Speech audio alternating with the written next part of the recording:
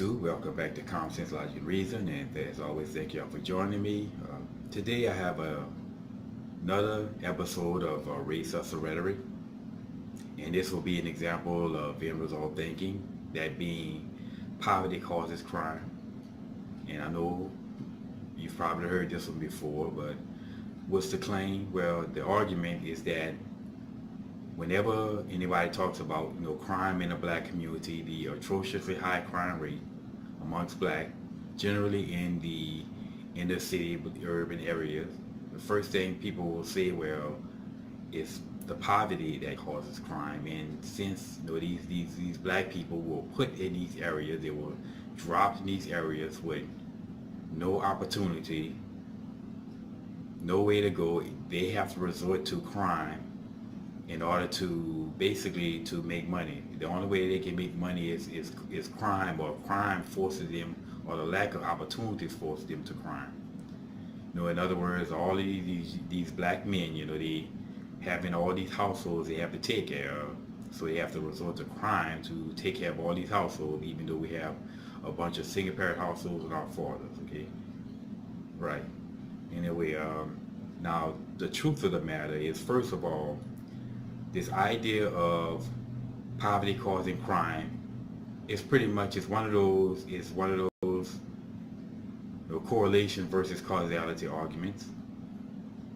It's an assumption, and it's an assumption based upon this idea that, well, it fits the race narrative. Because if we say that poverty causes crime, then the race hustlers can turn that into race, because they can say that, well, it was the white man that's impoverishing black people, that's causing black people to have to resort to crime, and thus is the issue of racism.